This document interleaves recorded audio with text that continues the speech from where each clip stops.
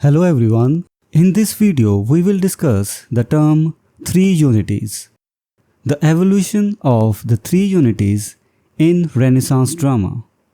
The three unities, a set of dramatic principles added to Aristotle's concept of unity of action in his Poetics, emerged during the Renaissance and became an important aspect of neoclassical drama in Italy and France. These unities, comprising the unity of action, unity of place, and unity of time, were believed to enhance verisimilitude, the illusion of reality in stage plays. This video explores the evolution of the three unities, their impact on English neoclassicism, and the subsequent criticism that challenged their rigid application. Origin and significance of the three unities. During the Renaissance, scholars in Italy and France sought to revive the principles of classical drama, particularly Aristotle's theory of unity of action, which posited that a play's plot should have a single central theme with a clear beginning, middle, and end. However, they expanded on this idea and introduced two additional unities. A unity of place. This unity demanded that the entire action of a play should be confined to a single location. The intention was to maintain coherence and avoid confusing the audience with frequent changes of setting. B. Unity of time.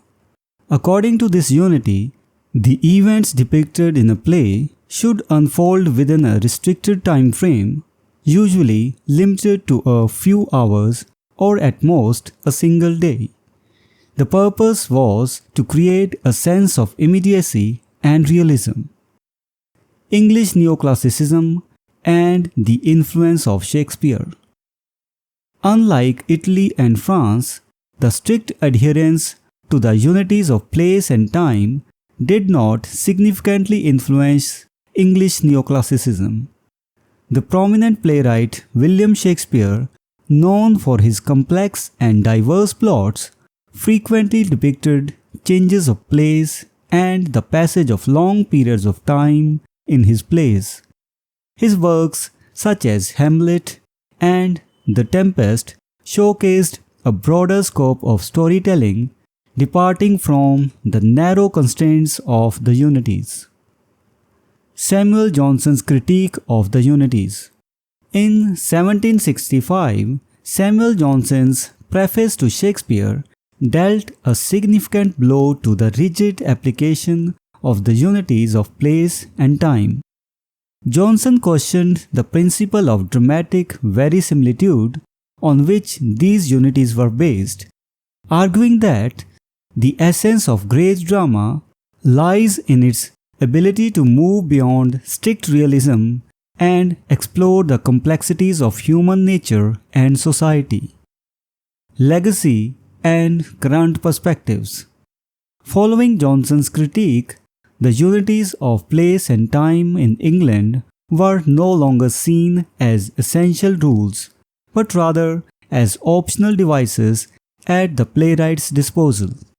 Modern perspectives on drama have embraced diverse storytelling techniques and a more flexible approach to time and space. Conclusion. The three unities, initially introduced to enhance the verisimilitude of drama, underwent a transformative journey during the Renaissance and English neoclassicism. While the unity of action remained a foundational principle, the unity of place and time faced significant criticism and ultimately lost their rigid status.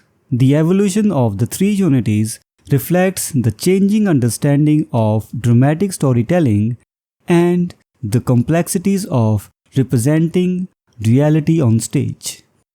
So this was the term three unities.